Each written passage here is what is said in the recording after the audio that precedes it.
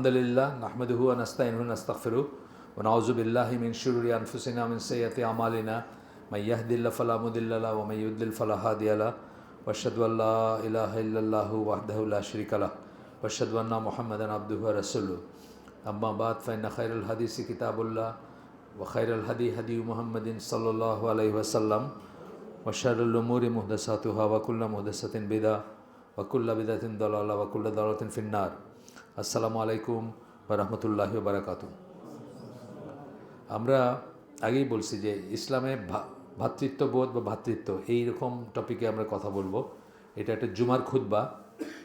আপনার এটা বইটা ইংলিশ, সুতরাং সেখান থেকে আমরা পড়বো, বাট আমাদের মতো করে আমরা এটা বাংলা করে পড়বো। ইংলিশ টপিকটার নাম ছিল necessary aspects of Islamic Brotherhood. ইসলামের যে ভ্রাতৃত্ব, এটার প্রয়োজনীয় দিক কী কী সেটা আমরা অবশ্য শর্টকাটের নাম দিয়েছি ইসলামের ভ্রাতৃত্ব বা ইসলামের ভ্রাতৃত্ববোধ, এই ধরনের নাম দিয়েছি আমরা।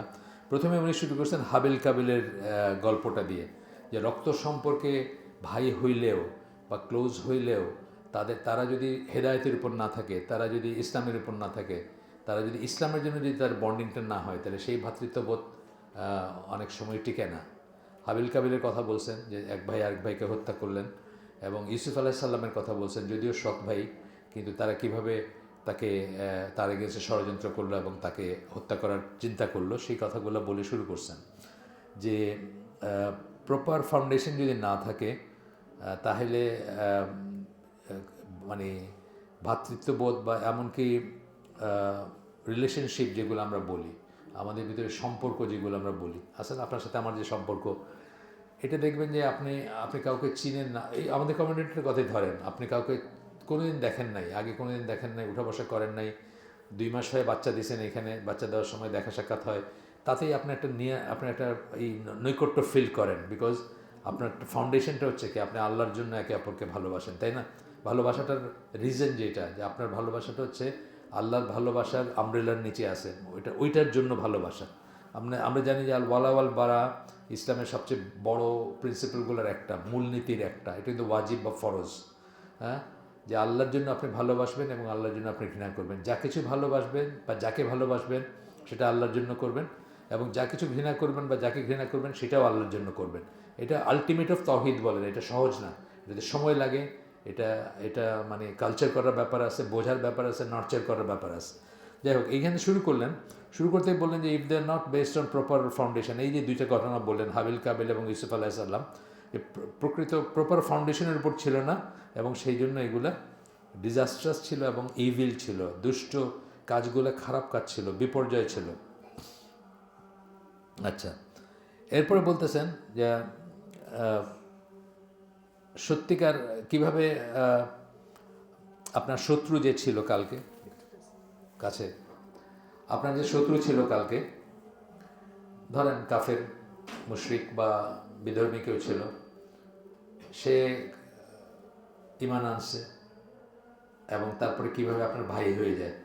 কত স্টোরি আমরা দেখছি না? এই যে একজন কথা আমি বলি, ওনার জীবনের উদ্দেশ্যই ছিল ইসলাম বিরোধিতা করা, ইসলামকে কি করে ছোট করবেন, কি করে। হল্যান্ডের জেরোম বলে নাম, দেখছেন হয়তো, মাথা নেড়া, অনেক আছে, ওনার ক্লিপ আছে।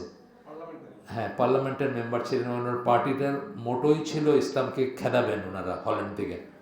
উনি যখন কোরআন পড়তে শুরু করলেন, আস্তে আস্তে আস্তে আস্তে চেঞ্জ আসলো। এখন দেখবেন উনি কিন্তু ইসলামের দায়ী, এবং ওনার ভিতরে উনি যখন কথা বলেন তখন বুঝবেন যে উনি আরেকজন মানুষকে শুধু আল্লাহর জন্য ভালোবাসেন, বা ইসলামের আন্ডারে যারা আছে তাদের সবাইকে আল্লাহর জন্য ভালোবাসেন, এই ব্যাপারটা আর কি। তো বলতেছেন যে এখানে এসে সূরা আনফলের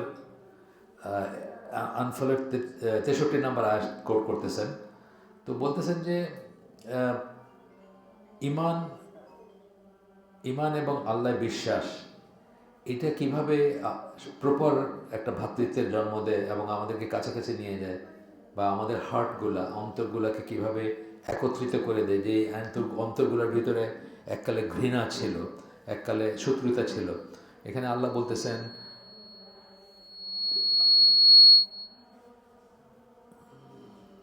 এর সাথে বোধহয় কিছু না, বাচ্চাটা গেল, আওয়াজটা চলে গেল, কিন্তু আমি জানি না, হইতে পারে না, হয়তো কন্ডাকশন হয় বা হয়, অন্য ডিভাইস থাকলে হয়।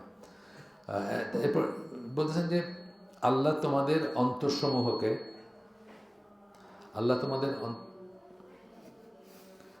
তোমাদের বেশি কাছে নিয়ে গেছে বোধ, এটা একটু গেইনটা কমাই দিতে হবে। আখতারকে নাই এখানে, একটু আসেন তো, গেইন যেটা লেখা আছে এটা একটু কমাই দেন। আছে গেইন, GAIN?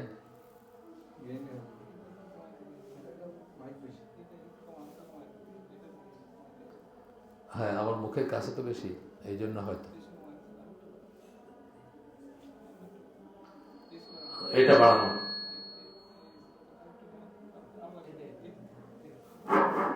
আচ্ছা দেখেন, ওই চিকন শব্দটা না হলে ঠিক আছে।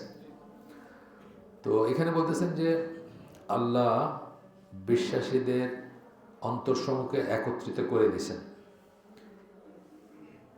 তোমরা যদি পৃথিবীর সব সব সম্পদ, spend all that is in the world, পৃথিবীতে যত সম্পদ আছে সেগুলোও খরচ করতাম, you could not have united their hearts, তাদের অন্তরসমূহকে তোমরা একত্রিত করতে পারত না।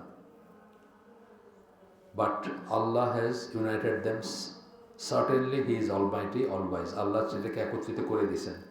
আপনি দেখেন আউস এবং খাজরাজ, আপনার জানেন বলেন না, মদিনায় দুইটা ট্রাইব ছিল, তারা কিন্তু একে অপরের সাথে মারামারি করতে করতে অলমোস্ট নির্বংশ হয়ে যেতেছিল।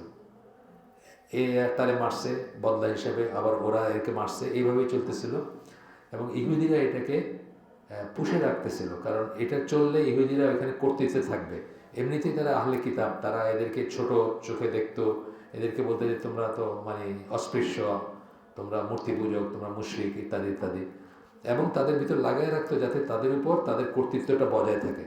এমত অবস্থায় তারা কি করলো, তারা আল্লাহ রাসূল সাল্লাল্লাহু আলাইহি ওয়াসাল্লামকে দাওয়াত দিল যে আপনি আমাদের মাঝে আসেন, আমাদের মুরব্বী হিসাবে আসেন, আমাদের এইসব বিচার আচার করে দিবেন, আমাদেরকে আমাদের ভিতরে একটা মানে সহ অবস্থান যেরকম করতে পারি তার ব্যবস্থা করে দিবেন, আপনি আমাদের মুরব্বী হিসাবে আসেন, বা আমাদের ডিফেক্ট রুলার আর কি, রুলার কথাটা হয়তো ওনারা তখন ডিফাইন করেন নাই, কিন্তু সেইভাবে দাওয়াত দিলেন। আচ্ছা, এরপরে বলতেছেন যে এটা একটা স্পেশাল লেসন যেটা কেবলমাত্র আল্লাহর তরফ থেকে আসে, এবং যারা তার রজ্জু মানে কি রশি, যারা তার রশি শক্তভাবে ধরে থাকে তাদেরকে আল্লাহ এই নিয়ামতটা দেন, এই পার্টিকুলার নিয়ামতটা দেন, বা পার্টিকুলার ব্লেসিংটা দেন, বা এই এই ফেভারটা করেন। এখানে এসে আল ইমরানের সূরা আল ইমরান 103 নম্বর আয়াত কোট করতেছেন যে আল্লাহর রজ্জু তোমরা সকলে আল্লাহর রজ্জু শক্তভাবে ধরে রাখো। হ্যাঁ, শক্ত, এইখানে রজ্জু বলতে বুঝেছেন কোরআন। আমাদের ভিতরে যত যত মতভেদ আছে, যত আমরা দেখতেছেন না, আমরা কত ভাগে বিভক্ত, একে অপরের মুখ দেখতেছি না, একজন একজনকে মাইরে ফেলতেছি। জাস্ট একটা ইলেকশন, কি হবে, আমি এমপি হব, তাই তো এমপি হব, অথবা আমি পাওয়ারে যাব, মানে একে তো হচ্ছে যে সিস্টেমটা তো আর আল্লাহর সিস্টেম না। তারপরেও এমপি যে হইতে পারবো এমনও কোনো সিউরিটি নাই, তা তথাপি কিন্তু আমরা একে অপরকে মাইরে ফেলতেছি। মানে মাইরে ফেললেই যে আপনার মাইরে ফেললে আমি এমপি হবো এমন কোনো কথা নেই। মুখ দেখা দেখি বন্ধ, তারপরে ঘৃণা ছড়াইতেছে।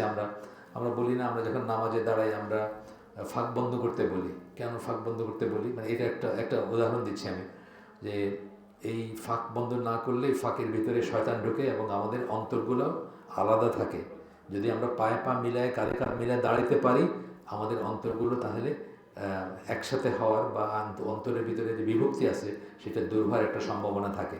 তো এখানে বলতেছেন যে আল্লাহর রজ্জু ধরে থাকো, বি নট ডিভাইডেড এবং ইউরসেলফ, তোমার দলে দলে বিভক্ত হয়ে না। ইসলামের নামে দল করা, আমাদের আহলে সুন্নাত জামার বড় স্কলার যারা, সালাফি স্কলার যারা, তারা বলেন যে ইসলামের নামে পলিটিক্যাল দল করা হারাম। সিম্পল এই কথা বলেন, হিজবিয়া যেটাকে বলেন, দলে দলে বিভক্ত হওয়া।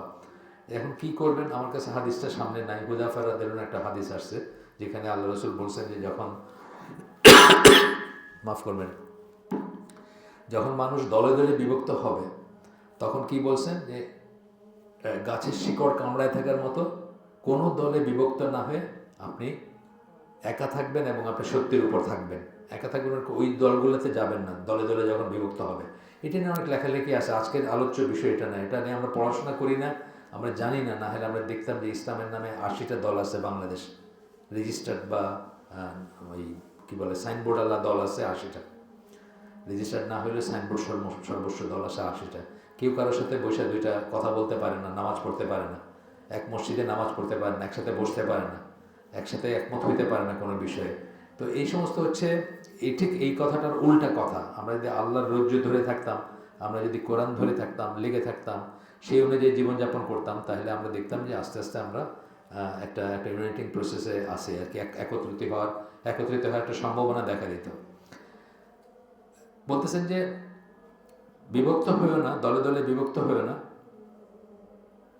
এবং আল্লাহ তোমাদেরকে যে ফেভার করছেন, যে দয়া করছেন, যে বিশেষ রহমত তোমাদেরকে দেখাইছেন বা বিশেষ স্নেহ দেখাইছেন, মায়া দেখাইছেন তোমাদের প্রতি, সেটা মনে রেখো, সেটা ভুলে যাও না। কারণ তোমরা শত্রু ছিল, একে অপরের শত্রু ছিল। He joined your hearts together. তার আল্লাহ কী করছেন? তোমাদের অন্তরগুলোকে একত্রিত করে দিয়েছেন। So that by his grace you became brothers. আল্লাহর দয়ায়, আল্লাহর করুণায় তোমরা একে অপরের ভাই হয়ে গেছো।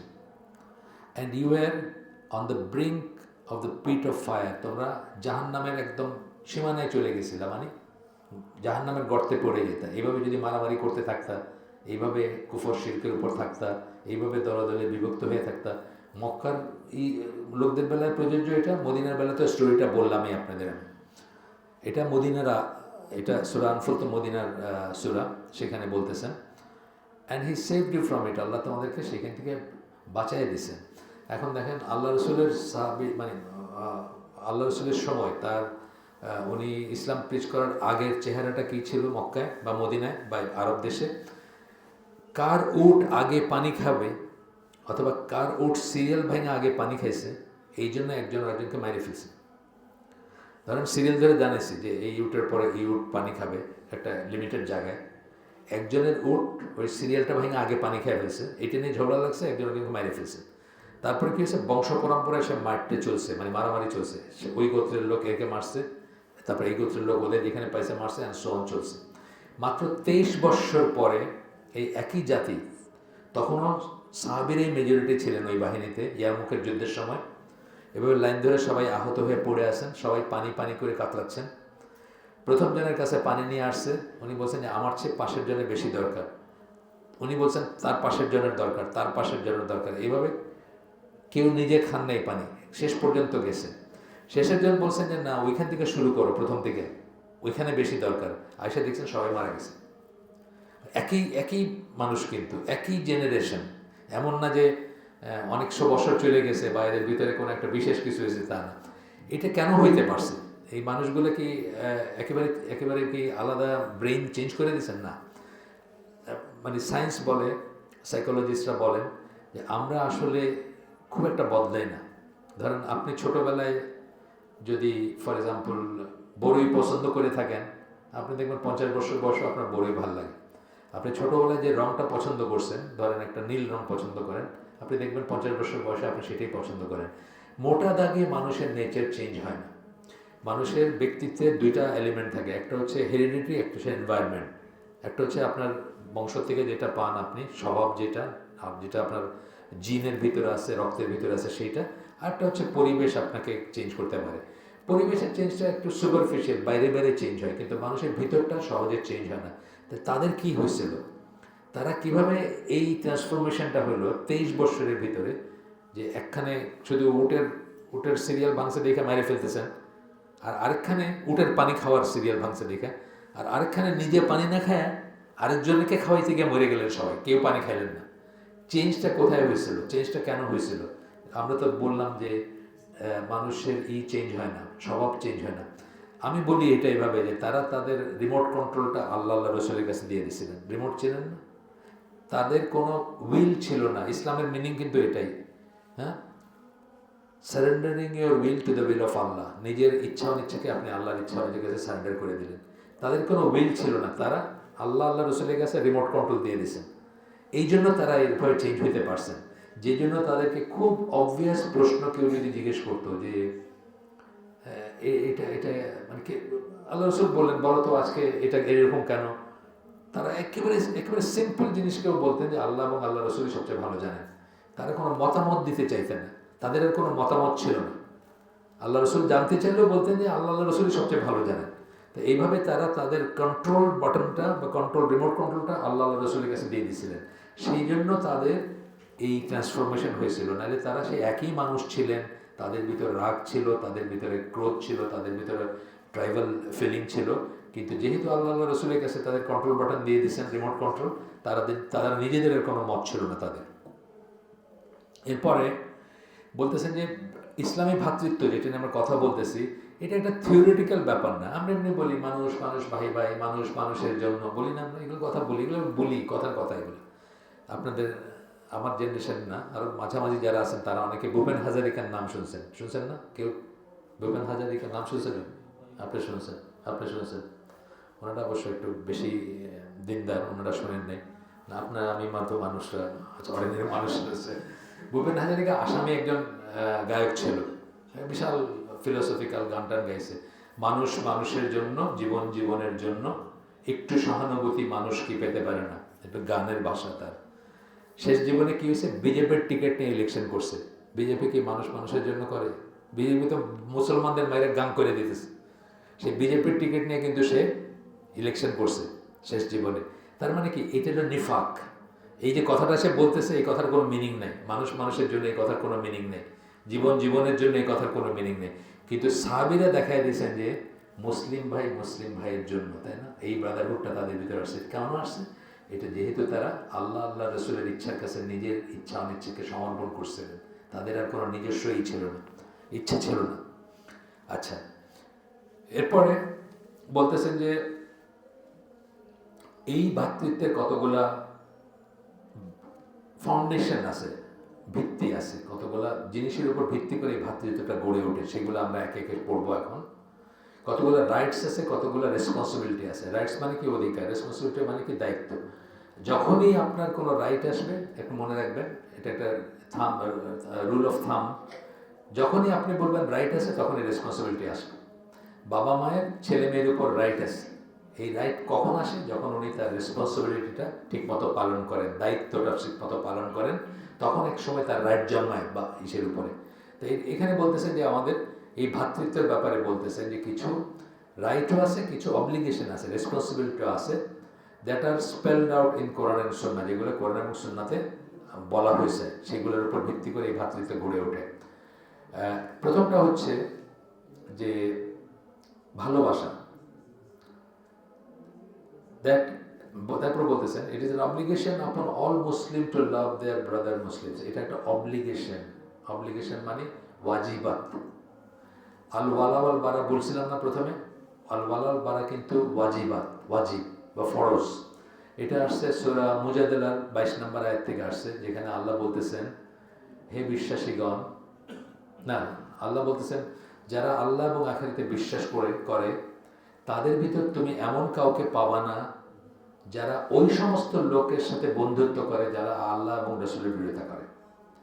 এরপরে বলতেছেন এমনকি তারা যদি তাদের বাবা হয়, তাদের ভাই হয়, তাদের ছেলে হয়, তাদের নিকটাত্মীয় হয়, তবুও না। তাহলে আমরা দেখলাম যে আমাদের ভিতরে আল্লাহ এবং আল্লাহ রাসূলের বিরোধিতা যারা করবে, তারা আমার রক্ত সম্পর্ক হইল, তার জন্য আমার কোনো ভালোবাসা থাকবে না, সে আমার বন্ধু হবে না। কিন্তু যে আল্লাহ এবং আল্লাহ রাসূলকে ভালোবাসবে এবং তাদের পক্ষের মানুষ হবে, সে যদি কালকে আমার শত্রুও থাকে, ওই যে সাহাবীদের কথা বলতেছি, তাহলে আজকে সে আমার ভাই হবে এবং তার জন্য আমি প্রাণ দিতে পারবো, অথবা তাকে ভাইস ভার্সা আর কি, সে আমার জন্য প্রাণ দিবে। তো এই ভালোবাসার কথা বলতেছে যে এটা অব্লিগেশন। এই যে ওয়ালাল বারা বললাম, ওই আয়াতটা বললাম সূরা মুজাদালার 22 নম্বর আয়াত, এটার ভিত্তিতে স্কলাররা বলেন যে ইসলামে আল ওয়ালা ওয়াল বারা হচ্ছে ফরজ। অর্থাৎ আপনি আল্লাহ এবং আল্লাহ রাসূলের বিরুদ্ধে যারা করবেন তাদেরকে কখনোই বন্ধু হিসাবে গ্রহণ করবেন না, তাদেরকে ভালোবাসবেন না। এবং উল্টাটা হচ্ছে যে যখন যারা আল্লাহ এবং আল্লাহ রাসূলের পক্ষের লোক, তাদেরকে আপনি সবসময় ভালোবাসবেন। আপনার ভালোবাসার ব্যাপারেও যাকে তাকে ভালোবাসবেন, এই চয়েস আপনার নাই আর কি। আচ্ছা, তারপরে বলতেছেন যে যেভাবে আমরা নিজের জন্য যেটা ভালোবাসি, একটা হাদিস শুনছেন না যে আপনি নিজের জন্য যেটা চান আপনার ভাইয়ের জন্য সেটা চান। নিজের জন্য নিজেকে যেভাবে ভালোবাসি আমার ভাইকেও সেভাবে ভালোবাসবো। মিনিং হচ্ছে আমি নিজের জন্য যেটা পছন্দ করি তার জন্য সেটা পছন্দ করবো। তার মানে এটা না যে আমি দিয়ে দিব সবসময়, সবসময় তো দিতে পারবো না। এই ফোনটা আমি আমার নিজের জন্য পছন্দ করছি, আমার ভাই যদি এটা কিনে আমার যেন ভিতরে হিংসা না লাগে যে ও কিনে ফেলছে, দেখছো আমি এত সুন্দর আইফোন, এটা আইফোন না, for your example, sorry for your information, এটা আইফোন না, এটা স্যামসাং ফোন। বলতেছি আপনি একটা আইফোন কিনছেন খুব দামি, ম্যাক্স প্রো 17, এখন আপনি আপনার ভাইও দেখলেন যে পরদিন পকেট থেকে একটা বাইক করছে, তো আপনার মনটা একটু খারাপ হয়ে গেলো, তো এত না এটা হবে না। আপনি বরং করবেন যে আমার যেটা আছে আমার ভাইয়েরও সেটা থাকুক, মানে এটা আপনি আপনি চাবেন তার জন্য। এখানে হাদিসটা কোট করছেন, যে হাদিস থেকে এই কথাগুলো আসতেছে, এটা বুখারী এবং মুসলিমের হাদিস। এখানে আল্লাহ রাসূল সাল্লাল্লাহু আলাইহি ওয়াসাল্লাম বলতেছেন যে তোমাদের কেউই সত্যিকার বিশ্বাসী না, সত্যিকার ঈমানদার না, বা তোমরা ঈমান আনো নাই যতক্ষণ না, আল্লাহ ইউমিনু বলতেছেন যতক্ষণ না তোমরা সে ভালোবাসে তার ভাইয়ের জন্য সেটা ভালোবাসে যেটা সে নিজের জন্য ভালোবাসে। আমি আইফোন দিয়ে একটা মেটেরিয়াল জিনিসের উদাহরণ দিলাম, এটা যে মেটেরিয়াল জিনিস হইতে হবে তা না। ধরেন আমি খুব ভালো একটা পড়াশোনা করছি, তা আরেকজন আসলে আমি সেটা চাই সে যেন আমার চেয়ে নিচে থাকে, কম থাকে, এটা হলো না। আমি যে পড়াশোনাটা করছি আমি চাইবো যে আমার ভাইও সেটা করুক। হ্যাঁ, আমি আমার কিছু করে দিতে হবে না তাকে, কিন্তু অন্তত আমার মনটা চাইবে যে সেও সেটা করুক, এটা আর কি। এটা দেখবেন যে অনেক সময় যে বক্তা টক্তা, একজন বক্তা খুব ভালো বললে আরেকজন বক্তা পছন্দ হয় না, এই যে ওয়াজের মেহফিলে। তো একজন আমেরিকান বক্তা, মুক্তার মাগরুই, আমি জানি না আপনার নাম জানেন কিনা, উনি একটা গল্প বলতেছিলেন যে ওনারা একটা গেছেন, ওই যে ক্যাম্পিং করেন ওনারা, ওনাদের বড় ছুটি থাকলে ওনারা এখানে একটা ওই বড় একটা রিসোর্টে যান, সেটাকে ভাড়া করেন, করে শুধু দিনের হালাকা হইতে থাকে আর সবাই শুনতে থাকে, এরকম একটা সিস্টেম করেন আর কি। তো ওইখানে 2 দিন ছিলেন। আরেকজন স্পিকার উনি মুক্তার মাগরুই বলতেছেন যে আমার চেয়ে অনেক ভালো বলছেন উনি, কিন্তু ওইখানে যখন আমরা শুয়ে আসি রাত্রেবেলা, তখন উনি বললেন যে আমার ঘাটটা একটু ব্যথা করতেছে, তুমি একটু পাড়ায় দিবা নাকি।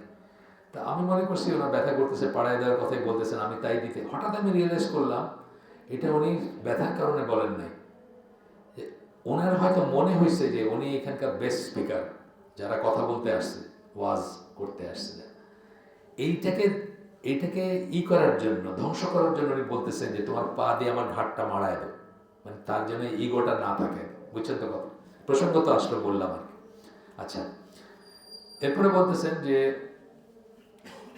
এইটা যদি না হয়, আপনার ভিতরে যদি এই জিনিসটা না থাকে, আপনার যদি হিংসা লাগে, আপনার যা আছে সেটা আরেকজনের হয়ে গেল, আপনার ভাইয়ের হয়ে গেল, তাহলে আপনি আপনার ঈমানকে একটু মানে সন্দেহের ভিতর আছে, আপনি সেটা সঠিক মানে শুদ্ধ করে ফেলবেন, অথবা আপনার ঈমান নিয়ে আপনি চিন্তিত হবেন, এটা বলতেছেন আর কি। Then he should question his own faith. এটা যদি আপনার ভিতরে না আসে, আপনার ভাইয়ের জন্য আপনি আপনার জন্য যা ভালোবাসেন সেটা না চান, তাহলে আপনি আপনার নিজের ঈমানকে প্রশ্ন করবেন। 2 নম্বর পয়েন্ট বলতেছেন mutual support, aid and assistance. একজন একজনকে সাপোর্ট করবেন, সহায়তা করবেন, এবং এইড মানে তাকে যা দরকার সেটা দিবেন, এই সেন্সটা আসতেছে। এখানে একটা আয়াত কোট করতেছেন, এই আয়াতটা আসলে জিহাদের আয়াত বলতে পারেন, এই সেন্সে যে অত্যাচারিত মানুষ, বা ধরেন ইন্ডিয়া যারা অত্যাচারিত, প্যালেস্টাইনে যারা অত্যাচারিত, অথবা অন্য জায়গায় যেখানে অত্যাচারিত মানুষ যে জনগোষ্ঠীতে আছে, সেটা দেখেও যখন ওইখানকার আশপাশের মানুষের মনে কোনো রিয়েকশন হয় না বা তারা আগায় আসে না, তখনকার জন্য এই আয়াতটা প্রযোজ্য আর কি। সূরা নিসার 75 নম্বর আয়াত, যেখানে আল্লাহ বলতেছেন যে তোমাদের কি সমস্যা যে তোমরা আল্লাহর পথে জিহাদ করো না? তাদের পক্ষ হয়ে যারা দুর্বল, যারা অত্যাচারিত, যারা নিগৃহীত, পুরুষ, নারী এবং শিশুদের ভিতর যারা অত্যাচারিত, যারা নিগৃহীত, যারা দুর্বল, তাদের পক্ষে জিহাদ করো না তোমরা, তোমাদের সমস্যাটা কোথায়? আল্লাহ প্রশ্ন করতেছেন। যারা বলে হে আমাদের রব, আমাদেরকে এই শহর থেকে উদ্ধার করেন, এটা অনেকে বলছে না, গাজার মানুষ বলছে না, বার্মার মানুষ বলতেছে না প্রতিনিয়ত, ইন্ডিয়ার মানুষ বলতেছে না, বলতেছে। আমাদের কপাল খারাপ এবং আমরা অক্ষম, আমরা ইম্পর্ট্যান্ট। না হলে বার্মার থেকে যেভাবে যা করে বার্মার থেকে মানুষদেরকে এই দেশে পাঠাইছে, আমাদের উচিত ছিল বার্মার সাথে যুদ্ধ ঘোষণা করা। আমাদেরকে আল্লাহ সেই ক্ষমতা দেন নাই, আমাদের রাষ্ট্রযন্ত্রের সেই ক্ষমতা নেই। আপনি তো একা করতে পারেন না, এটা একটা রাষ্ট্র করবে। কিন্তু এই সিচুয়েশন গাজার চেয়ে কিন্তু কোনো অংশে কম না। আপনি যদি ওইভাবে চিন্তা করেন, মৃত্যুটা হয়তো কম হয়েছে, কিন্তু বাকি অত্যাচার, ঘরবাড়ি শেষ এবং রেপ এবং মানে হাজার হাজার মহিলার ঘরে বার্মিজ বাচ্চা আছে এখন, এইভাবে তাদেরকে করা হয়েছে। আমাদের যদি সামান্যতম চেতনা থাকতো, শক্তি থাকতো, ক্ষমতা থাকতো, উপলব্ধি থাকতো, তাহলে আমাদের উচিত ছিল যুদ্ধ ঘোষণা করা তাদের এগেইনস্টে। কারণ নেইবারিং দেশ, তাই না? প্যালেস্টাইন তো অনেক দূরের কথা। তারা বলে, হে আমাদের রব, আমাদেরকে এই টাউন বলছেন, এখানে টাউন মানে ল্যান্ড, টাউন শহর, যাই হোক, এই শহর থেকে উদ্ধার করেন, হুজ পিপল আর অপ্রেসার্স, যার মানুষজন হচ্ছে জালিম, এখান থেকে আমাদেরকে উদ্ধার করেন। আমাদের দেশে খুব কম কিছু ছিল না, আমাদের দেশে এরকম ছিল না, এরকমই তো ছিল। And raise for us from you, আপনার তরফ থেকে আমাদের জন্য একজনকে বের করে নিয়ে আসেন, দাঁড়া করাবেন। রেজ করা মানে প্রতিষ্ঠিত করেন বা সমুন্নত করেন, বের করে নিয়ে আসেন। Who will protect and raise for us, যে আমাদেরকে সুরক্ষা দেবে। And raise for us from you one who will help, যে আমাদেরকে রক্ষা করবে আর যে আমাদেরকে সাহায্য করবে।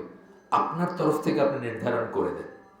সেই নির্ধারণ আল্লাহ নানা সময় নানাভাবে করেন, এক এক সময় এক এক জন্য করেন। সবসময় যে কোনো মুসলিম দিয়েই করাবেন এমন না, অনেক সময় অমুসলিম দিয়েও করান। আপনি যাকে চিন্তাই করেন নাই, কোনোদিন হিসাব করেন নাই, তাকে দিয়েও করান। এই যে ক্রুসেডারদের আটকায় দিল কে? মামলুকরা আটকাইলো। কিন্তু ক্রুসেডাররা তো মানে যা তা করতেছিল।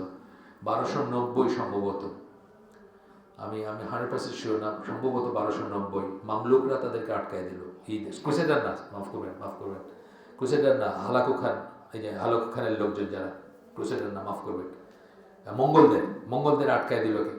এমন একটা, এরা মিশরীয় ছিল, মিশরীয় মামলুক, তাদেরকে দিয়ে আটকায় দিলেন। সারা মুসলিমরা কিন্তু শেষ হয়ে গেছে, মানে খিলাফত, আব্বাসী খিলাফত, মানে যেখানে যেখানে মুসলিমদের যত ছিল সব একদম ধুলায় লুণ্ঠিত বলতে পারেন, সব একদম কচুকাটা করে ফেলছে তারা। আনস্টপেবল বলে না, অপ্রতিরোধ্য, যাদেরকে প্রতিরোধ করা যাবে। সেই অবস্থায় কারা করলো? মামলুকরা করলো, কৃতদাসের বংশধর যারা আর কি, আপনারা তো জানেন, ইজিপশিয়ান ইসের থেকে। তো যাই হোক, এই এরপরে বলতেছেন যে এই আয়াতে সেই সব মুসলিমদেরকে দোষারোপ করা হচ্ছে যারা তাদের মুসলিম ভাই বোন যারা অত্যাচারিত, তাদের পক্ষ হয়ে যুদ্ধ করে না, তাদেরকে দোষারোপ করা হচ্ছে। এই দোষে কিন্তু আমরাও দোষী, দেশ হিসাবে আমরা দোষী, পার্সোনালি হয়তো আপনি না। কারণ আমাদের একটা মুসলিম দেশ ছিল, এটার বর্ডারে আমরা কিছু করি নাই। ওইখানে দেখেন প্যালেস্টাইন ইসরায়েলের বর্ডারে কারা আছে? সৌদি আরব ঠিক বর্ডারে না, সরাসরি বর্ডার নাই, সরাসরি বর্ডার আছে কার? সিরিয়া, জর্ডানের, মিশরের। 3 দেশের একদম সরাসরি বর্ডার আছে। লেবাননেরও আছে, লেবানন আছে মুসলিম দেশ না, লেবানন তো ধরেন একটা অন্যরকম দেশ, মিক্সচার, হাইব্রিড। কিন্তু সিরিয়া, তারপরে আপনার মিশর এবং জর্ডানে একদম সরাসরি বর্ডার আছে। আপনারা হয়তো জানেন যে 73 সালে যে যুদ্ধটা হয়েছিল, যে 73 সালে আরব ইসরায়েল যে যুদ্ধ হয়েছিল, সেটাতে মিশর এবং সিরিয়া একত্রিত হয়ে ইসরায়েল অ্যাটাক করছিল এবং একটা উৎসবের দিনে ইসরায়েল অ্যাটাক করছিল। তারা কিন্তু অনেকদিন ধরে এটার কুকিং করছে, বুঝছেন না, এটার প্ল্যান করছে। জর্ডানের বাদশাহ হোসেন, উনি এয়ারফোর্সেরই ছিলেন, এয়ারফোর্সের অফিসার ছিলেন বাদশাহ হওয়ার আগে। ওদের একটা ট্র্যাডিশন আছে, তারা ওই আর্মিতে যায়, আর্মিতে কিছুদিন চাকরি করে, তারপরে ফিরে আসে। এবং ব্রিটিশদেরও আছে, ব্রিটিশদের দেখবেন এই যে রাজা, এগুলো সব নেভি টিভিতে সার্ভ করছে আর কি, নেভিতে ছিল বা এসেছিল, ফোর্সেসে থাকে, তারপরে এসে রাজা হয়। তো বাদশাহ হোসেন ওরকম ছিলেন। উনি একা হেলিকপ্টার নিয়ে তেল আবিব গেছেন, ইসরায়েলিদের বলে আসছেন যে কিছু একটা বড় ঘটতে যাচ্ছে, আমার ভালো লাগতেছে না, তোমাদের উপর হয়তো একটা অ্যাটাক আসবে। উল্টা, বুঝছেন না, মুসলমান গিয়ে বলে আসছেন যে মিশর এবং সিরিয়া তোমাদেরকে অ্যাটাক করতে পারে, একটা কিছু আসতেছে। আপনারা পড়ে দেখেন, ইতিহাসে আছে। তো এই হচ্ছে ব্যাপার আর কি, যে আমাদের কি করা উচিত ছিল আর আমরা কি করি বা কি করছি বা এখনো কি করতেছি সেটা আর কি। আপনার আফগানিস্তানের একটা সময় আর কি, আফগানিস্তানের এই যে এই যে এই এই এই রেজিমটা আসার পরেও আল কায়দার নাম্বার 2 পার্সন আয়মান জহরি, তাকে কিন্তু ওই আমেরিকানরা ড্রোন দিয়ে মারল। ঠিক আছে, আমেরিকানদের শত্রু উনি মারতেই পারে, কিন্তু ওই ড্রোনটা একটা মুসলিম দেশ থেকে উড়ে গেছে। এটা হচ্ছে কথা, এটা কি আমরা পারি নাকি?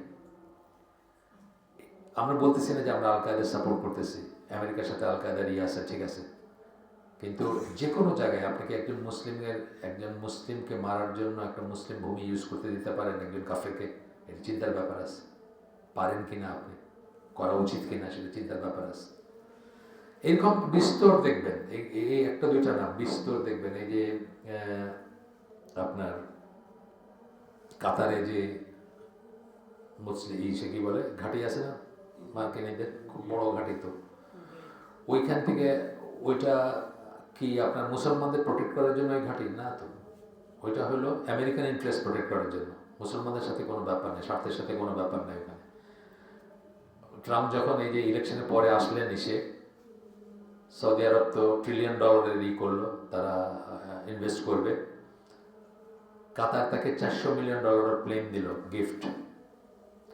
আর ইউনাইটেড আরব এমিরেটস কি করলো, তার মেয়েদেরকে চুল খোলা চুলে তারা বাজনা বাজায় চুল নাচায় ট্রাম্পকে করলো আর কি। মানে আমি বলতেছি আমাদের ভালোবাসা কোথায় সেটা বলতেছি, এবং কোথায় থাকার কথা ছিল কিন্তু আসলে কোথায়, এটা বুঝাইতে গিয়ে এই কথাগুলো বললাম। যে আপনি যুদ্ধে একটা দিক নিতে পারেন, বা যুদ্ধে আপনি যদি কাউকে সত্যি সন্ত্রাসী মনে করেন তার এগেনস্টে আপনি যুদ্ধ করতে পারেন, কিন্তু আপনি জাস্ট একটা মুসলিম হিসাবে একজন মুসলিম হয়ে আরেকজন মুসলিমের জন্য কি, আরেকজন মুসলিমকে হত্যা করার জন্য কি আপনার প্যাসেজ দিতে পারেন না? কিন্তু সেটা কিন্তু আমরা দিচ্ছি, নানা জায়গায় দিচ্ছি, অনেক জায়গায় দিচ্ছি। চেচনিয়াতেও আমরা এরকম করছি, চেচনিয়াতে, দাগিস্তানে, যেখানে যেখানে মুসলমানরা মেজরিটি বা মুসলমানদের উপর দেখবেন যে আরেকজন মুসলিম কিন্তু সাহায্য করতেছে কাফেরদেরকে, যেন তাদেরকে হত্যা করা হয় বা তাদেরকে করা হয়, তাদেরকে ধ্বংস করা হয় সেই জন্য। আচ্ছা, এরপর 3 নম্বর পয়েন্টটা বলতেছেন যে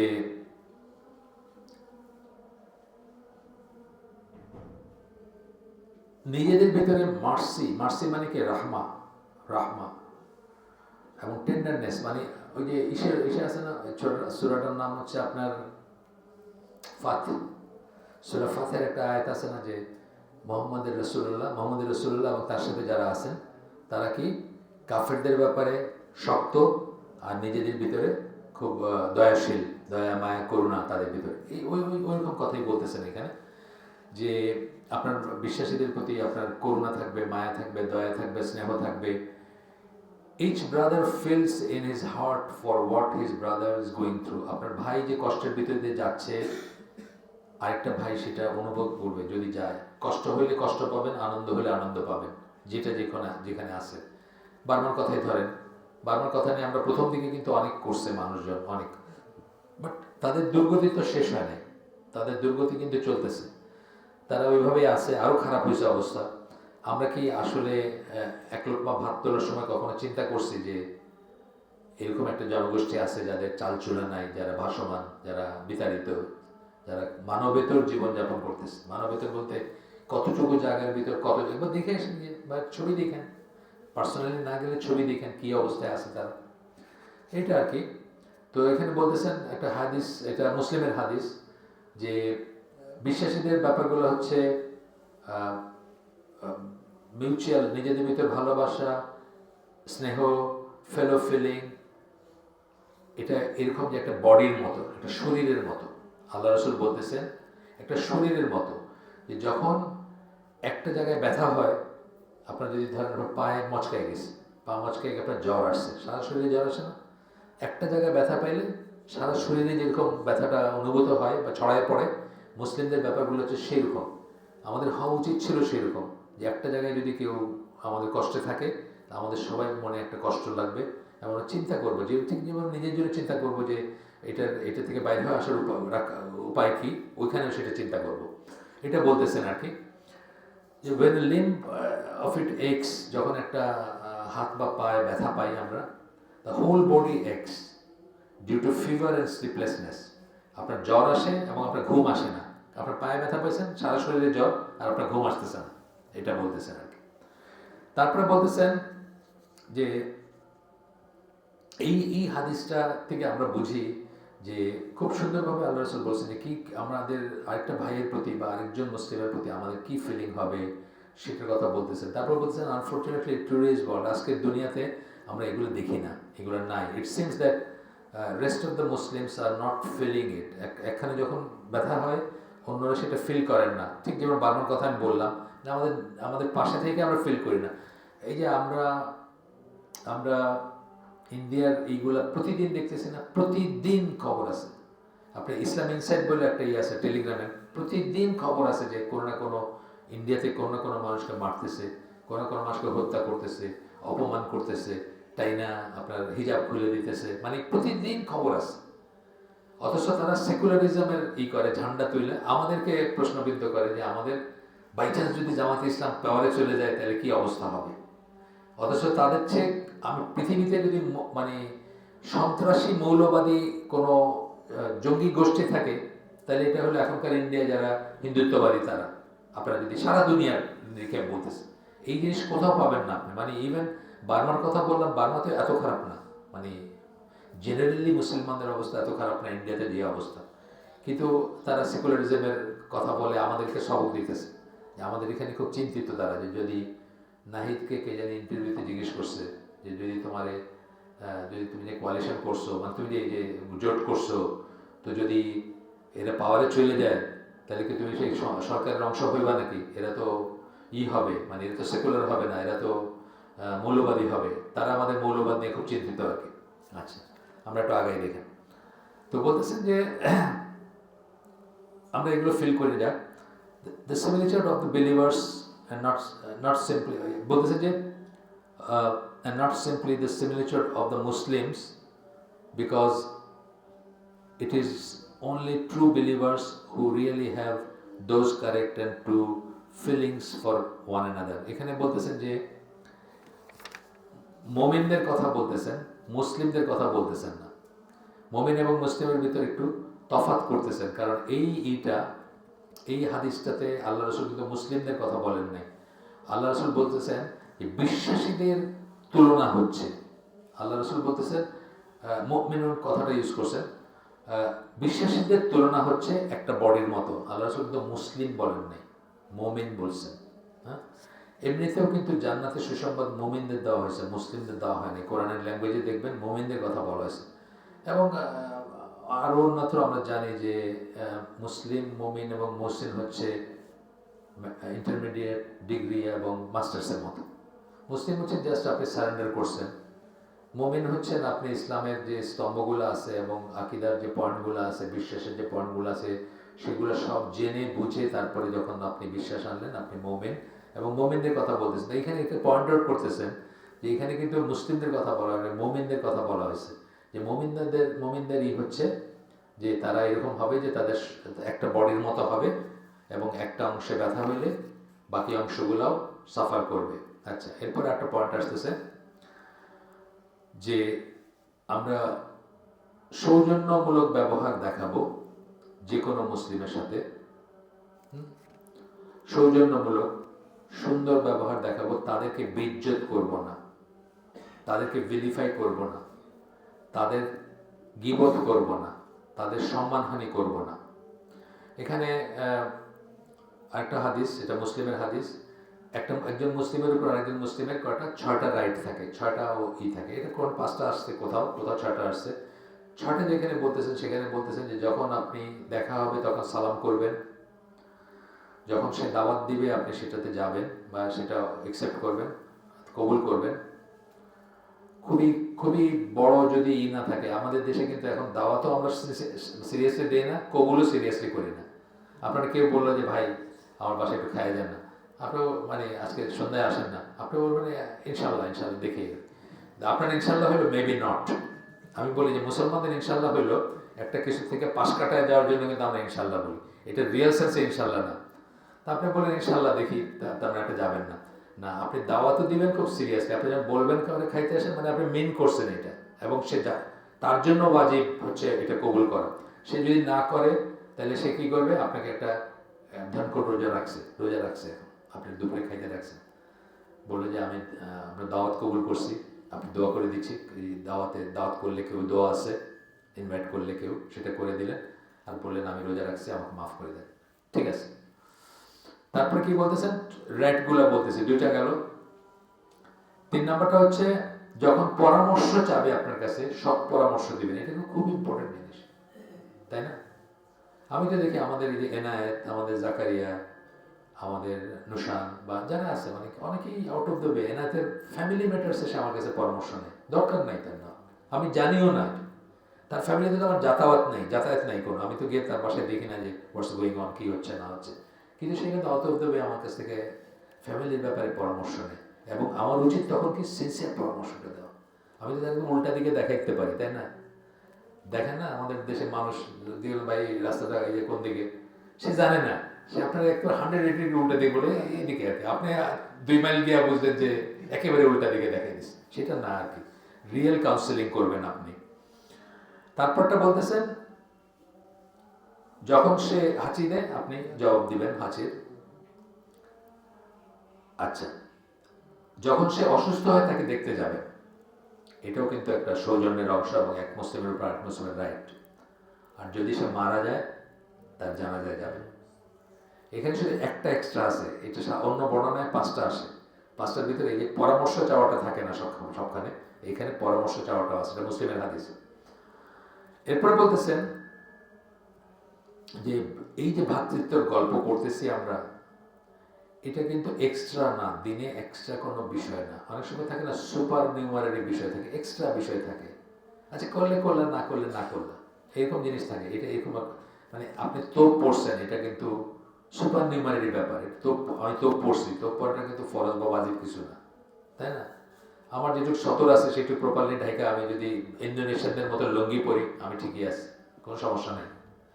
তো এটা বলতেছে এটা এক্সট্রা একটা জিনিস আপনি করতেছেন, ফাইন, একটা এক্সট্রা জিনিস করতেছেন, কিন্তু এই ব্রাদারহুডটা কিন্তু এক্সট্রা জিনিস না, এটা এসেনশিয়াল, এটা এমন একটা জিনিস যেটা ছাড়া হবে না এখানে, বা যেটা ছাড়া আপনার ইসলাম পরিপূর্ণ হবে না।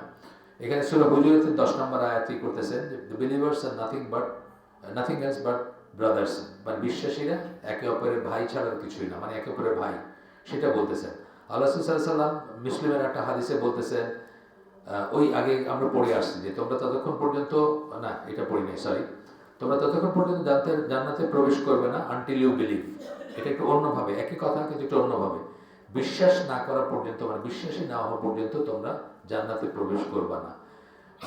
এখানে এই তো মেনু কথাটা বলছে, মানে ওই বিশ্বাসের কথাটা আসতেছে, মুমিন হওয়ার কথাটা আসতেছে।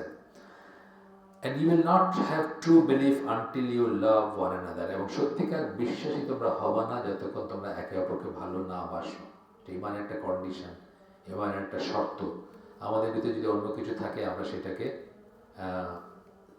পরিষ্কার করে ফেলবো, এবং আমাদের ইমানের লেভেল আমরা এইটা দিয়ে মাপতে পারি যে আমার ফেলো ব্রাদার্স যারা আছে, আমার ভাই যারা আছেন ইন ইসলাম, তাদের প্রতি আমার ফিলিং কতটুকু, এই কথাগুলো কতটুকু যেগুলো পড়ে আসলাম আমার ভিতর আছে, সেটা দিয়ে কিন্তু আমি মাপতে পারবো যে আমার ইমানের অবস্থাটা কি। আচ্ছা, এরপরে আসতেছে একটা সময় ছিল যখন Muslims were willing to sacrifice their lives and wealth for each other, তাদের জীবন এবং সম্পদ একে অপরের জন্য স্যাক্রিফাইস, উৎসর্গ করার জন্য রেডি ছিলেন। আমরা মদিনার পিরিয়ডের কথা জানি, যখন মক্কা থেকে ইরা আসলেন, মুহাজিররা আসলেন, তাদের কিছু ছিল না চালচুলা, কীভাবে মদিনার সাহাবীরা তাদেরকে ভাই বানিয়ে নিয়েছিলেন, ঘরের একটা অংশ দিয়েছিলেন, কেউ প্রয়োজনে তাদের স্ত্রীকে তালাক দিয়েছিলেন যাতে তার ভাই সংসার করতে পারেন বা তার একজন সাথী থাকে সেই জন্য, মানে এগুলা আনহার্ড অফ, তারা যেগুলো করছিলেন আর কি। তারপরে বলতেছেন যে এগুলো সাহাবীদের অবস্থা এরকম ছিল। During the Prophet's time, the Muslims were willing to fight and defend the honor of one Muslim woman who had her scarf torn off by a Jew. মুসলমানরা একজন মুসলিম মহিলার হিজাব টেনে ছেড়ছিল ইহুদিরা, সেই জন্য যুদ্ধ লাগার উপক্রম হয়ে গেছিল বিশেষ সময়। মানে তারা এই অনারকে এইভাবে ফিল করতেন, অনার মানে সম্মানকে। আপনারা জানেন একজন মহিলার একটা চিঠি কোনোভাবে উনি মদিনার শাসক পর্যন্ত পৌঁছাতে পারছিলেন, গভর্নর হাজ্জাজ বিন ইউসুফ। উনি কিন্তু পুরো আর্মি পাঠিয়ে দিয়েছিলেন ওই মহিলাকে রেস্কিউ করার জন্য। সিন্ধুতে ওনার ভাগিনা মোহাম্মদ বিন কাসেম তাকে পাঠিয়ে দিয়েছিলেন পুরো আর্মি দিয়ে, এবং সেই আর্মি সিন্ধু জয় করে এবং ওই রাজাকে পরাজিত করে। ওই নামে একটা পোর্ট আছে এখন পাকিস্তানে, করাচি থেকে 40 মাইলের মতো দূরে। করাচি তো মেইন পোর্ট, 40 মাইল দূরে মোহাম্মদ বিন কাসেম, পোর্ট কাসেম বলে ওরা। একজন মহিলার একটা চিঠি। আজকে এই বার্মিজ মহিলাদের কথা বলেন, অথবা ইন্ডিয়ান মহিলাদের কথা বলেন, অথবা আপনার গাজার কথা বলেন, আমাদের কি সেই রিয়েকশন হয়? আমাদের সেই রিয়েকশন হয় না। একটা রেপ শুনলে আমাদের কি সেই রিয়েকশন হয়? হয় না সেই রিয়েকশন। একজন মহিলা ওই তখনকার ওই যে জলদস্যুরা জাহাজই করতো, তো শ্রীলঙ্কার সাইড থেকে বোধহয় একটা জাহাজ আরব সাগরে আরব দেশের দিকে যাচ্ছিল, তখন ডাকাতরা ওই জাহাজটা লোড করে ওই মহিলা ছিলেন, ওনাকে বন্দি করে নিয়ে নিই, তারপরে উনি অত্যাচারিত হন, কিন্তু উনি কোনোভাবে একটা চিঠি লেখেন যেটা হাজ্জাজ বিন ইউসুফ পর্যন্ত পৌঁছায়। এরকম ছিল আমাদের স্পিরিটটা, এখন সেটা নাই। যাই হোক, তো বলতেছেন যে today it is very sad sometimes we see our brothers in different parts of the Muslim world being killed and tortured, yet our hearts are dead. কিন্তু আমাদের অন্তরগুলো মৃত, আমাদের অন্তর কোনো রিয়েকশন হয় না, এগুলো জানাও হয় না, এগুলো দেখাও হয় না। আচ্ছা, এরপরে বলতেছেন এই ডিজিজ, এই অসুখটা কেন আমাদের ভিতরে, কিসের থেকে আসলো এই অসুখটা? আমাদের অসুখ যেটা বলতেছেন, এই অসুখটা কোত্থেকে আসলো? তারপরে বলতেছেন যে উনি বলতেছেন আল্লাহ সবচেয়ে ভালো জানেন, কিন্তু আমার মনে হয় we do not love and act solely for the sake of Allah. আমরা আমাদের ভালোবাসা অথবা আমাদের অ্যাকশন যেগুলো, আমাদের কর্মকাণ্ড, এগুলো আল্লাহর জন্য আমরা করি না, আল্লাহর বাস্তে আমরা করি না। we see things according to our own interest and needs. আমরা সব কিছুকে দেখি নিজের ইন্টারেস্ট দিয়ে এবং নিজের প্রয়োজন দিয়ে। Just like Habil and Kabil, ওই যে বললেন, এবং ইউসুফ আলাইহিস সালাম, তারা যেরকম তাদের ইন্টারেস্ট দিয়ে দেখছেন, তাদের নিজস্ব বুঝ দিয়ে দেখছেন, আল্লাহর জন্য তারা দেখেন নাই কিছু। আল্লাহর কথা চিন্তা করলে এগুলো করতে পারতেন না। একই কথা এই মোদিকে 5টা আরব দেশ, এখন না আগে 5টা আরব দেশ তাকে গলায় মালা পড়াইছে, বিভিন্ন সোনার পড়াইছে। দেখেন, আপনারা ছবি পাবেন দেখলে। ইউনাইটেড আরব আমিরাতস, সৌদি আরবিয়া, মিশর, প্যালেস্টাইনের যে মাহমুদ আব্বাসের যে দল আছে, মানে যারা তথাকথিত প্যালেস্টাইন স্টেটের যারা শাসক, তারা।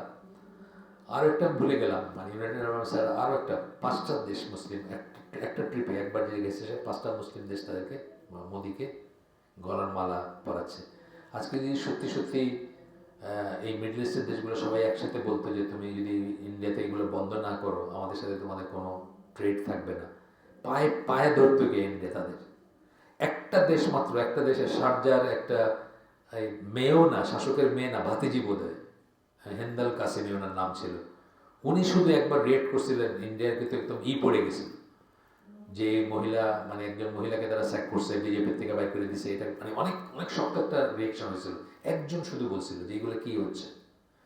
আজকে যা হচ্ছে, যদি এই দেশগুলো শক্তভাবে বলতো যে এগুলো বন্ধ করো, না তোমাদের সাথে আমাদের কিছু থাকবে না, কোনো ব্যাপার থাকবে না, দেখতেন কি হয়ে যেত। আমাদের তো কোনো লিভারেজ নাই, আমরা ইন্ডিয়ার বলে কি আসে যায়। আমরা যদি কই যে হ্যাঁ এগুলো বন্ধ করো, ইন্ডিয়ার কিছু আসে যায় না, তার পাত্তাই দিবে না সেটা। কিন্তু যারা বললে সত্যি লিভারেজ ছিল, তারা যদি বলতো না তারা কি চাইতেছে, এই এখানে বললেন যেটা, যে তারা কি চাইতেছে, তাদের নিজের ইন্টারেস্ট ইনভেস্ট করে বসে আছে। ইন্ডিয়া 150 কোটি মানুষের একটা দেশ, বুঝছেন। এখানে যদি আমি একটা ব্যবসা করতে পারি, কত কিছু হইতে পারে। এই জন্য দেখেন মুসলমান দেশে ইউনাইটেড আরব আমিরাতসে মন্দির বানাইছে নতুন করে। সেই মন্দির উদ্বোধনের দিন ওই শাসক গিয়ে বলছে জয় শ্রীরাম, অন রেকর্ড, আপনি দেখেন, আপনি দেখতে পাবেন, জয় শ্রীরাম বলছে। এবং শুধু তাই না, এই জাস্ট 5-7 মিনিট আছে, শেষ হয়ে যাবে ইনশাআল্লাহ। শুধু তাই না, ওইটার পরে একটা রোজার দিনে ওই মন্দিরের ভিতরে ইফতার পার্টি হইল, মন্দিরের ভিতরে ইফতার হইল। ইন্টারফেথ, বুঝছেন না, কত ভালোবাসাবাসি, কাফেরের সাথে ভালোবাসাবাসি, মুসলমানের সাথে না। ইফতারি হইল, তো বলতেছেন যে মোহাম্মদ বিন সালমান আসলো ইন্ডিয়ায়, মোদির সাথে কোলাকুলি করলো। আপনি দেখবেন একদম জানের কোলাকুলি, মোদি তো সবাই কোলা ধরে জড়ায় ধরে। এরপরে বলছে যে ইন্ডিয়ার সাথে নাকি তার, মানে মোদির সাথে নাকি তার ডিএনএ সম্পর্ক। আমি অন রেকর্ড, আপনারা, আমি বানায় বলতেছি না, আপনারা দেখেন, ডিএনএ সম্পর্ক। আমি জানি না মোহাম্মদ সালমানের কোনো মা ইন্ডিয়ান ছিল কিনা, এছাড়া তো ডিএনএ সম্পর্কে আমি কিছু জানি না। হইতে পারে ওদের ওদের বাবারা অনেক বিয়ে শাদী করে না, কিন্তু এটা আমাদের জন্য বড় দুঃখের কথা। আমাদের কিন্তু কোনো মুরব্বী নাই এখানে। একটা হিন্দু সে কোরআন অপমান করে হোক বা কোনো কারণে হোক, তার মাঝে পিটাইছে, ওই যে কোন গার্মেন্টসের একটা পিটাইছে না, মরে গেছে, পুরা ইন্ডিয়ার মনে হচ্ছে ফাটা পড়তেছে। মানে আমরা যদি কি করে ফেলছি, কারণ তাদের মুরব্বী আছে ওইখানে, তাদের পাপা আছে ওইখানে, পাপারে বললেই বাস হইলো আর কি, তাদের আছে না, তারা তাকায় থাকে ওখানে, মানে কি রিয়াকশন হইলো। আমাদের দুনিয়া মুরব্বী নেই, আমাদেরকে মায়ের গান করে ফেলতেছে ইন্ডিয়ায়। আমাদের কোনো মুরব্বী আছে? ওই পাকিস্তান একটু কথাবার্তা বলে, অক্ষম পাকিস্তান, আমি বলবো অক্ষম কোন সেন্সে, মানে যেভাবে সৌদি আরব বা যেভাবে মিডল ইস্টের লিভারেজ যেটা, ওটা তার পাকিস্তানের নাই। পাকিস্তানে কি যুদ্ধ করতে হবে করলে, কিন্তু ওরা কিন্তু যুদ্ধ না করেও কিন্তু সাইজ করতে পারতো। জাস্ট যদি বলতো যে এরকম এরকম করলে কিন্তু আমরা নেওয়া বন্ধ করে দেবো ইন্ডিয়ান শ্রমিক, বাস দেখতেন পায়ে পড়ে গেছে, কিন্তু সেগুলো করে না। যাই হোক, এরপরে বলতেছেন যে এই যে হাবিল কাবিল, তারাও নিজেদের ইন্টারেস্ট দেখছিল, তারা ভাই বইলা কিছু চিন্তা করে নাই, এবং ইউসুফ আলাহ সাল্লামের ভাইরাও কিছু করে নাই, সেটা বলতেছেন। এরপরে বলতেছেন আমরা শুধু দেখি কি আমাদের লাভ কোথায়। ইভেন এখানে আমাদের সমাজের ভিতরে দেখেন, কেউ কারোর কাছে কর্জা হাসানা চাইলে দেয়, এখন দেয় না। চিন্তা করে হোয়াটস ইন ইট ফর মি, আমার কি লাভ, তোমার আমি 1 লাখ টাকা দিব, 6 মাস খাটবে, আমার কি লাভ। সবসময় লাভটা দেখতে চাই, তাই না? বলবে যে আচ্ছা ঠিক আছে, তুমি তাহলে একটা কাজ করো, এরকম করে তা আমার একটু একটু লাভ দিও, বা এই তো নিজের আপন ভাইকেও মানুষ কিন্তু কর্জা হাসানা যেটা বলে ওটা উঠে যেতেছে। আমরা অর্গানাইজেশন হিসাবে আইসিডি থেকে একটা দেওয়ার চেষ্টা করি, আমাদের ধরেন 13-14 লক্ষ টাকা বাজারে আছে, গরিব মানুষের একসাথে মিলাইতে পারতেছে না, দেই, তারা কিন্তু ঠিকই ফেরত দেয়, হয়তো স্লো দেয় কিন্তু দেয় ফেরত। আজকাল এই কনসেপ্টই উঠে যাচ্ছে, পয়লাই চিন্তা করবে আমার লাভ কি তোমার পয়সা দিয়ে, এটা। তো এখানে বলতেছেন যে আমরা শুধুমাত্র নিজেদের বেনিফিটটা দেখি, কিসের লাভ আসবে সেটা দেখি, or we look only to give minimum that we can. আর নাইলে আমরা দেখবো মিনিমাম কে দেওয়া যায়। যেমন আমরা যখন একটা সাহায্য সহায়তা, বন্যা, শীতের ই করি, প্রথম প্রশ্নটাই বলে জাকাতের পয়সা নেওয়া যাবে, কারণ জাকাত তো ফরজ, এটা অনেকেই মানে, তো ওইটাকে কোনো মতে দিয়ে যদি ছেড়ে দিতে পারি মিনিমাম আর কি, তাইলে হয়। সাদাকার পয়সা বাইরে দিতে চায় না, টাইম না বাইর করা যায় না পকেট থেকে। বড় বড় লোকদের কথা বলতেছি আমি, গরিব মানুষের কথা বলতেছি না। জাকাতের পয়সা বাইরে না, দেখবেন আপনারা বলবেন জাকাত দেওয়া যাবে নাকি। প্যালেস্টাইনের ব্যাপারে কত বড় বড় মানুষ আমাকে জিজ্ঞেস করছে জাকাতের পয়সা দেওয়া যাবে। আবু বকর জাকারিয়া ভাই জাকাতের পয়সা নেন না, ওনার তো একটা আছে, মানে একটা ব্যাংক অ্যাকাউন্ট দিয়েছিলেন না, উনি পাঠাবেন। আমি জিজ্ঞেস করলাম, বলে ভাই জাকাতের পয়সা, কারণ ধরেন আমি পাঠাইলাম জিনিসগুলা, একটা একটা একটা গেল, একটা কাফেলা গেল, মানে বা একটা কনভয় গেল গাড়ির, ওইটার ভিতরে আমার আমার জাকাতের পয়সার মাল আছে, হঠাৎ করে ওটা আটকায় দিল, ওটা সমান্তে পড়ে পৌঁছে থাকলো, জাকাত আদায় হইলো? জাকাত তো আদায় হইল না, উনি জাকাতের পয়সা নেন না। কিন্তু আমি কমনই বলতেছি, কমন ট্রেন্ড হচ্ছে কি জাকাতের পয়সা দেওয়া যাবে না, সাদাকে বাইরে দিতে চায় না পকেট থেকে। তো এটা বলতেছেন যে যদি আমরা আমরা নিজের ইন্টারেস্ট বা বেনিফিট দেখি, কিসের লাভ সেটা দেখি, আর যদি দেইও তাহলে মিনিমাম কি দেওয়া যায় সেটা চিন্তা করি, কোনো মতো একটু কিছু দিয়ে। আব্দুল রাজাক বিন ইউসুফ বলেন না যে আলামিন মসজিদে যখন উনি খতিব ছিল, তো ওই মসজিদে তো টাকা টুকু উঠতো, বলে যে আমরা যখন টাকা গনি খালি দেখি ছিঁড়া ফাটা নোট। তো বলতেছে যে আল্লাহর কাছে আপনার রিওয়ার্ডও ছিঁড়া ফাটা হবে, চিন্তা করেন না, আপনি যে টাকা দিতেছেন আপনার রিওয়ার্ডও ওই মতো হবে। তো এই জন্য মানে মিনিমাম দেওয়ার কথা বলতেছেন, কিন্তু কোনো মতে দিয়ে এই করে দেয় আর কি, such that it will not harm us in any way, আমাদের যেন কোনোভাবে কমতি না পড়ে বা ক্ষতি না হয়। And there will be no great sacrifice on our part, এবং আমাদের বড় কিছু যাবে না, বা বড় কোনো আমাদের স্যাক্রিফাইস হবে না, কোনো উৎসর্গ করলাম না আমরা, কোনো কোরবানি যাবে না, আমাদের পক্ষ থেকে কোনো কোরবানি হবে না। এরপরে বলতেছেন যে আমাদের রিয়েলাইজ করা উচিত that every Muslim is our brother and every one of them has rights আপন আস। এই যে আগে বলে আসছে যে সবাই আমাদের ভাই এবং সবাই আমাদের উপর অধিকার আছে, সবাই রাইট আছে আমাদের উপরে, কিন্তু সেই রাইটটা সবচেয়ে কাছের থেকে শুরু হবে, আস্তে আস্তে দূরে যাবে। আমি এই জন্য বার্মার কথাটা বারবার বললাম যে বার্মা কিন্তু আমাদের নেক্সট ডোর, ইন্ডিয়া কিন্তু আমাদের নেক্সট ডোর, হ্যাঁ কাশ্মীর কিন্তু আমাদের থেকে অনেক দূরে, কিন্তু ইন্ডিয়ার অন্য জায়গায় হচ্ছে না, যেটা আমাদের নেক্সট ডোর হচ্ছে, কিন্তু সেটা আগে আসবে। আচ্ছা, এরপর বলছে if one Muslim is killed anywhere in the world, একজন মুসলিম যদি পৃথিবীর যে কোনো জায়গায় তাকে যদি হত্যা করা হয়, we must at the very least feel it in our heart. ন্যূনতম যেটা আমাদের হইতে পারে সেটা হলো আমাদের অন্তরে যেন প্রথমে একটা ব্যথা লাগে, কষ্ট লাগে, কনসার্ন ফিল করি। অ্যান্ড হ্যাভ সাম সরো ফর দ্য মুসলিম ব্রাদার্স, এবং আমাদের যেন একটা মুসলিম ভাইদের জন্য কিছু আমাদের মনে যেন দুঃখ থাকে। এখানে আইটির কেউ আছেন, আইটি প্রফেশনাল কেউ আছেন এখানে?